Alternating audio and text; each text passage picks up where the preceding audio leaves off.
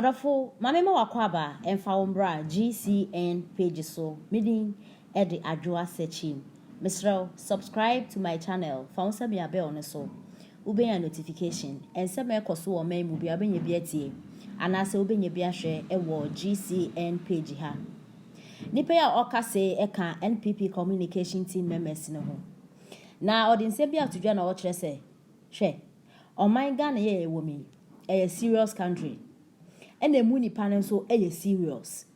Enti se ye pepeni bi no wabedi oman Ghana so dia e na se ye hwehwe obi o ye serious. Na je se bibia akwa ye serious e wo man mu. Na de enti ore ka say na ne se eye na se kafre light dum so kaka na ebu na nu na pre na de ade. Ah mafu se ye da asem na ebe ye san so akodum so bi o. We di nya da ye beti ase. Imbribim dun so ye kwa Ghana ha no me no. Ade a Ghana fo ye kwa ho hihie papa na nya asem keto akra. And omo yiti omo adwumagu yi.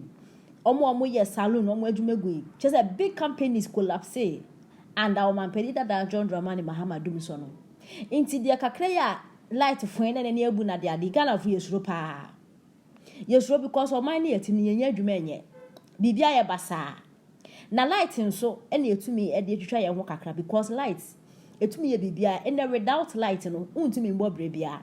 Inti se kwa ye se light kakra pre dia. Eya ade yesuro papa e wo man mu. Ena Ghana fo akasa ho na de ade ase nana dum so na eba no ye pa cho so anu maye ena de ade a na eno ena ndisi fo aso lo mo se hey mo Ghana fo imbribi abesenko from 2012 13 14 na eba moto yendin dum so Mahama dum so na ene Ghana de ebe de mu hu ya na do na brisu dum so na abe na ene MPP fo se nye dum so enye dum so nye ntumi nko dum so me ndana se o kira na emo me no electrical fault ena aba ena omoye intini Ghana funya botale na ombe solve issue no ombe solve problem no simple kra inyo dum so na yeko na Ghana fu se hey do every dum so be dum so every dum so bia be dum so any voness mu na babeke bi any voness ya yenim oye demonstration wo Ghana ha dum so demonstration enya asem keto akra na de intina na do so ni de be so enso aka ho asem se Ghana sisi empelifo no mo che se they are curse Ghana fu mpelifo no omo ye nduabo omo nkasa na omo mana ye citizens ne ho kire papa da eni nsem ekoso wo man mu nyensem keto a efa dum so eho na no na branch your communicate ye de ema NPP fu ye kire se o man penita da John Dramani Mahama ye dum so ho nsem ekọ banda de ade ai odinano abatum bi na papa je se o man penita da o se den ye kodum so ye kodum so masa dum so se me meke bi kura Membe kebi da opese obeye president wan kasa president ye da obedi bio because o man e woman o man e serious ene mu nipa no ye serious inti ni papa unti mbe kandum so ho asem because what press na se na do ne de kwa ne yedum so I just light ne kwa na aba because almost a fault na aba machines ni wo mo ye e na oba be kebi don't step in at all because ye kandum so kinga eye wo e na wodi mu akoten pa because ne odi ye mbre bi abese nko no enyane de ye hu nsisie nti se kadum so ho asem de a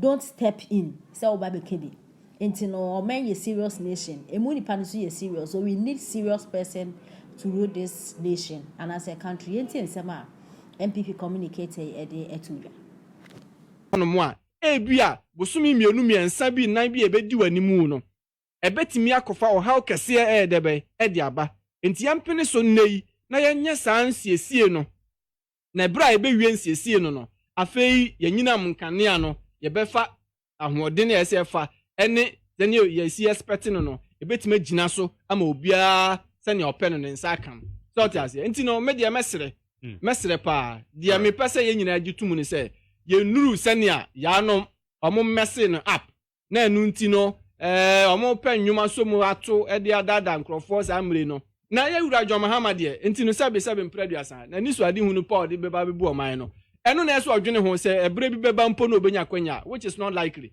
ba nya sesi e die nkwara ne keka eno no asom bi eno no nso so no wode ayatwapia eno o start e oba beka enkosi hwe enti so obiribi foforo bi so obeka kire ne party members no convince wo mo se enti mpo ese so mo san ma no different ga tuni bi wudi a ene onwene no ho na se bi won chro book and the second book na you hear animus ya e mai so no enti no ye be hwe say all right ye ya duru yi no amamuo no serious no serious management ni aya no mark nya de ketua o wotu oman a omanpani ni se abofra bia se onya ngomasua wotu oman mu omanpani no se wa wie school university na se wa wie service kra na ese de ma o adwuma tempera bia na onya kakra to ho wotu oman mu crisis ba omanpani se mema wunsuo mema wonkane afiri mehwew ama nei oman no ye wo animonyam ye wo mudie both local and international.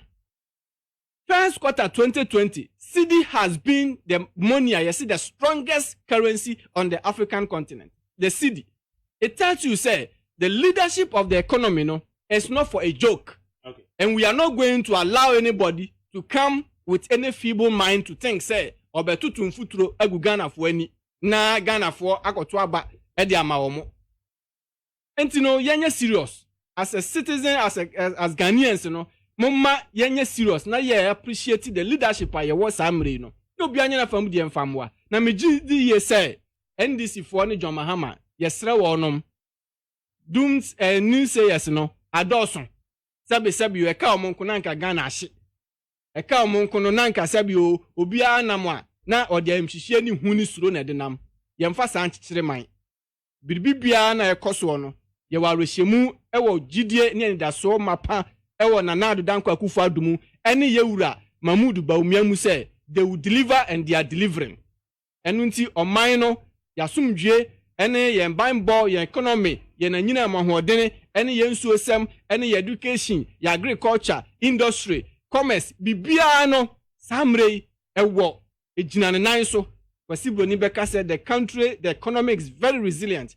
Enu nti ne yenye focus na my mankrofo eme distracting mark kakra metimi aka no better say how you did 100 points now one so ugidie awo mu say assurance energy ministry e dia mayen technocrats na ba mountain grid ko fo abekasa ECG fo abekasa wo ma kire say nyedum so e na ye koma yensiesie major maintenance ekoso enunti e na amanakwa kobasa won so awutie me won so wadwenkire ugidie agomu and they say fafa 0277 860644 0277-860644 Facebook Live. Woko wa comment no. Yabeke kan di amount. Peter, adana madwen say ye be radum so mo. Minia. Magje. Yese se wo na wo ma me awu. Na wo se wada. Enyunu bejo. Wo hu. O man ye problem pa ya na metaka. Two major problems. Hypocrisy and dishonesty. Whether me ni ati hana wo try na ho no contradicting ho etu ni ho